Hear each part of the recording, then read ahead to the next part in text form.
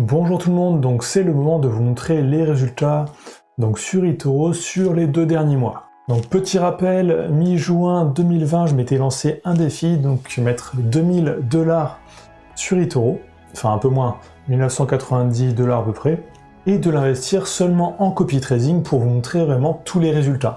Alors j'avais essayé de choisir des traders qui prennent assez peu de risques, donc forcément qui n'ont pas des rentabilités énormes, qui ne vont pas faire du 50 ou 100% par an, mais mon but c'était de faire 10% par an en copiant ces traders à faible risque, enfin ce que moi je considérais à faible risque, et surtout de vous montrer tous les résultats. Donc j'ai déjà fait plusieurs vidéos résultats, donc vous pouvez les voir. J'ai fait aussi des vidéos au départ où je vous montre comment je choisis ces traders et pourquoi, donc vous pouvez les retrouver sur la chaîne.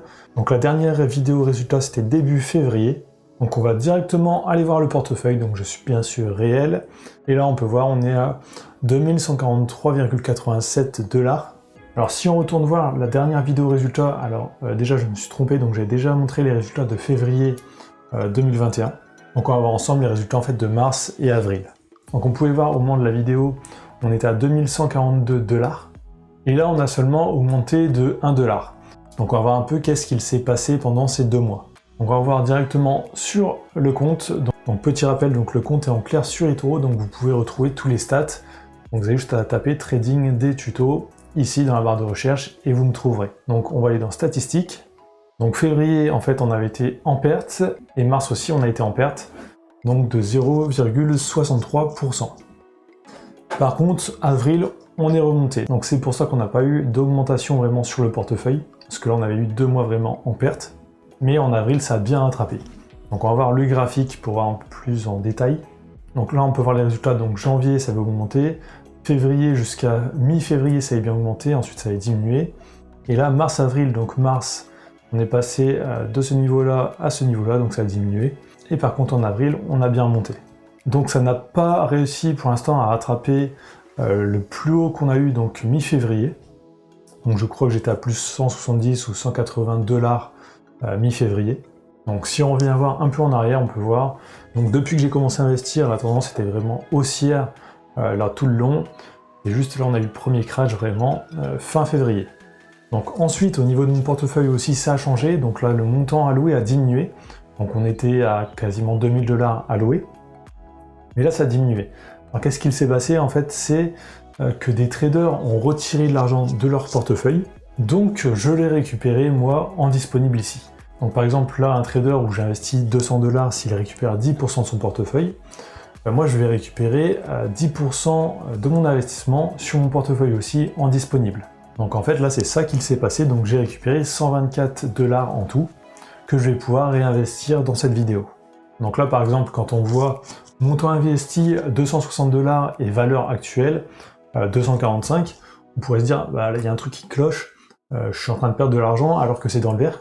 Mais en fait non, c'est parce qu'on a récupéré de l'argent entre deux. Donc là on est bien à plus 29,90 $.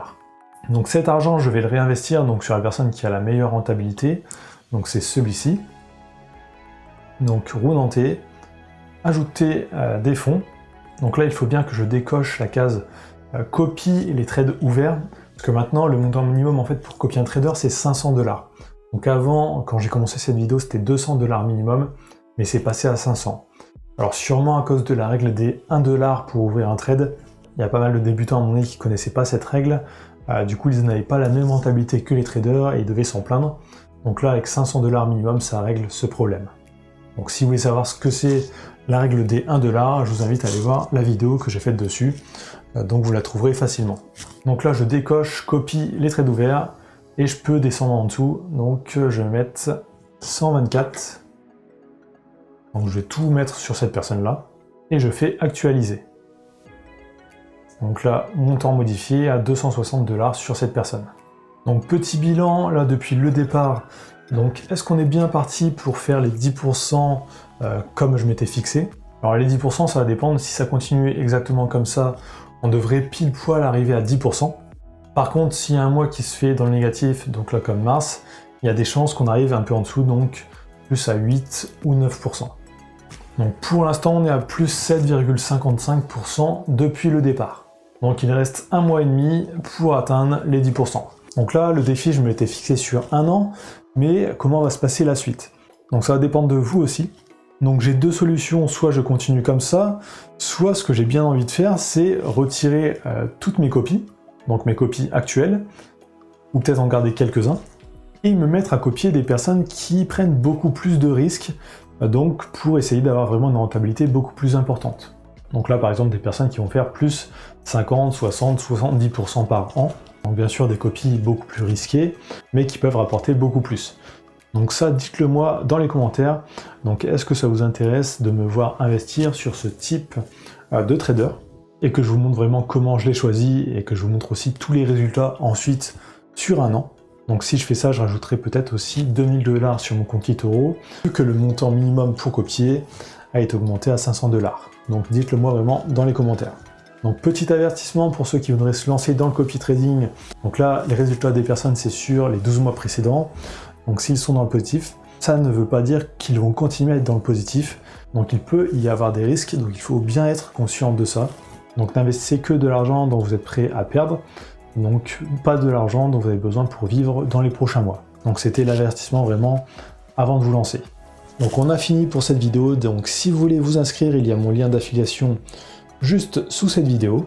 Donc si vous êtes arrivé jusque là, tapez eToro dans les commentaires, ça me permet de voir si les gens regardent bien jusqu'au bout les vidéos, et ça m'aide aussi énormément pour le référencement. Donc likez, commentez, abonnez-vous, et je vous dis à très bientôt.